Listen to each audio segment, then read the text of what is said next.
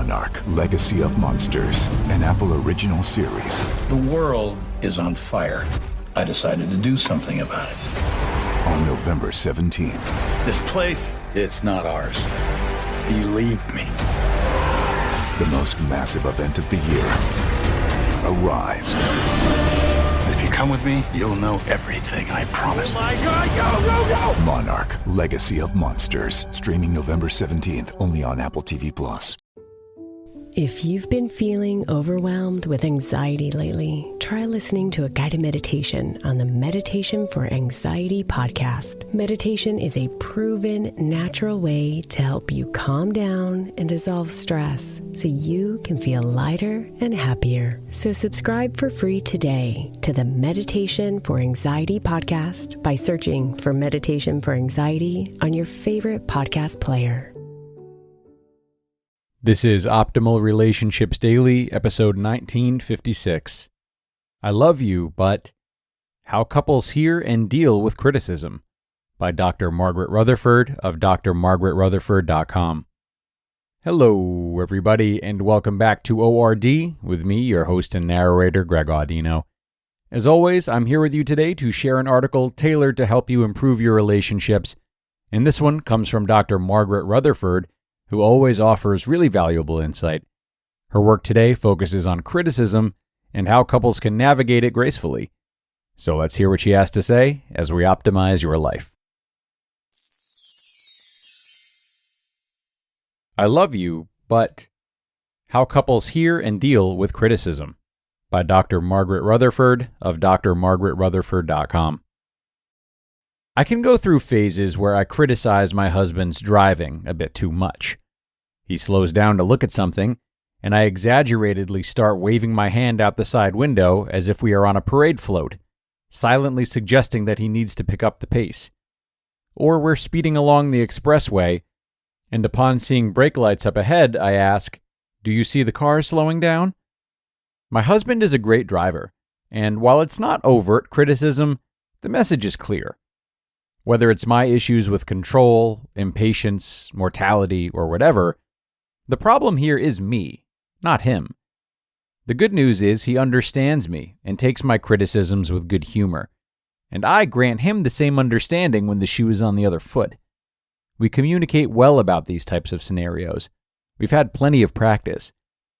When you're half of a couple, you need to know how to navigate criticism and other more negative emotions that arise in your relationship. Frankly, many of us don't do it very well. Perhaps you hide through sarcasm, taking pot shots that are followed with, "I'm just being funny." Or maybe you say your piece no matter what's going on around you, even if the children are in the room. You might remain tight-lipped for prolonged periods of time when upset, and thus grow ever more resentful. Or perhaps you fly into rages for no apparent reason, or bring up things from the past that only muddy the waters of the present concern. Regardless, communicating criticism is not always easy. But if you think about it, every day we receive difficult feedback from others. Your supervisor calls you in and says they've noticed you're not being as focused at work as you normally are, and they need you to step up your production. Although not pleasant, whether you agree or not, the structure is in place for that to occur. After all, their job is to find something for you to improve. Your child's teacher notes that homework isn't being turned in, and she recommends you check into it and try to discover what's happening behind the scenes. In fact, you count on her to give you feedback and to inform you of your child's progress. Again, the structure of that relationship is what allows this type of information to be shared without taking it too personally. Structure goes out the window in a romantic relationship. Your relationship is complex. You are lovers, parents, financial partners, homeowners, best friends, domestic partners. You name it. Your lives are completely entangled, and your ensuing emotions are as well. Perceived criticism is harder to take in a romantic relationship because of that very entanglement. Try hearing the same message from your partner that you heard from that supervisor or that teacher, and see how you might react. "Hey, honey, I don't feel that you're very focused on us lately, and I really need that from you. I know you're busy, but it seems like you're not paying attention to what's going on with the kids." In many relationships, this feedback would be met with defensiveness. What do you mean? I swear, I'm damned if I do and I'm damned if I don't. Do you know how hard I've been working? If you would help out more with stuff around the house, maybe I'd have time to be with the kids more. There's only 24 hours in a day. Do you have a greater need for positive affirmation or deep emotional connection? Is there a way to prevent this? Yes. You have to take each other's basic emotional needs into account. What is of most importance to you at a deep level may be very different than your partner's. In general, there tend to be two camps here. You might need to feel that you're providing actual value to your relationship as a partner, or you might need to feel known, seen, and understood by your partner. If at your core, you need to feel that you're providing value, then positive affirmation that you're a good parent and partner is going to make you feel most secure. If you hear disappointment from your partner, you might literally feel like a true failure in that moment. For example, years ago, a woman described to me this moment. She said, "I suddenly realized that when I asked him to do the dishes, I was using this tone that insinuating he never did the dishes. And that's not even true. I wouldn't speak like that to anyone else. Why do I do it to him?"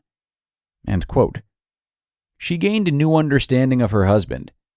Her repeated use of a condescending tone was one of the issues that contributed to their marital issues.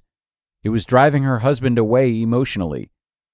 By simply approaching her husband with intention and kindness about issues that were making her unhappy, such as household chores, he didn't lose his sense of providing practical value to their relationship.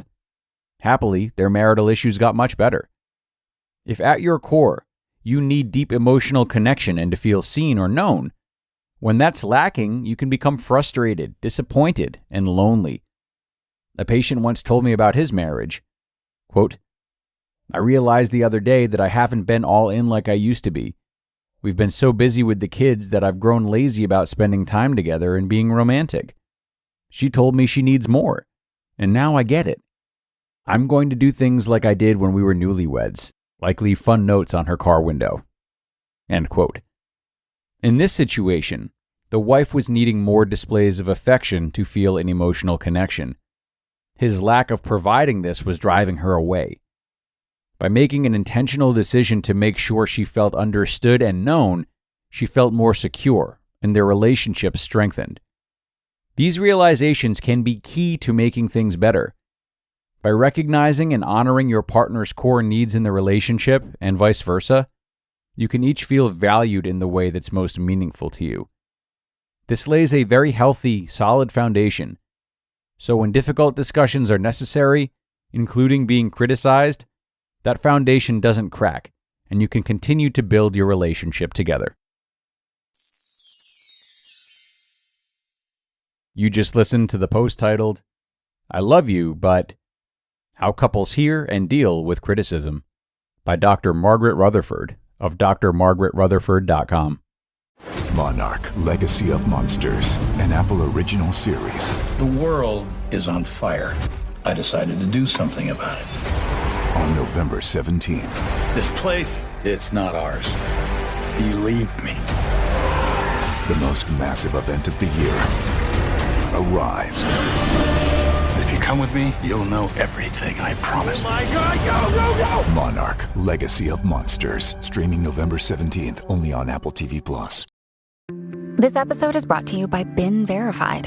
Help chip away at the uncertainty that comes with online dating and use BeenVerified.com, a leading platform for online background searches and people search reports. With their powerful search tools and extensive database, you could easily gather information about potential dates, which may help you find peace of mind before taking that next step. You can never be too safe when it comes to dating. Get 20% off today to help take control of your dating game. Visit BeenVerified.com/podcast. And thank you to Dr. Margaret for this one. A post that is probably vital for all couples to hear at some point. Now, Dr. Margaret mentioned how valuable it can be to tune in with your partner's needs when offering and receiving criticism with grace. And remember, one of those needs is the reciprocity that she mentioned early in the article. Because one thing that you can guarantee will make giving and receiving criticism harder is if it's one-sided.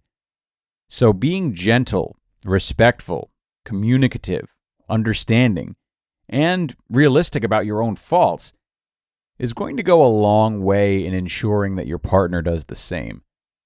Partners should be owning up to their shortcomings and feel safe to do so given their partner's response. And similarly, couples should be celebrating one another's wins and strengths so that it's clear that criticisms are being delivered with some semblance of thought behind them, as opposed to being a hurtful default mentality. So think about that, everyone. It's time to get out of here for today, but I'm so thankful that you chose to tune in and do right by your relationships. Enjoy the rest of your day, take it easy out there, and be sure to come on back for more ORD tomorrow, where your optimal life awaits.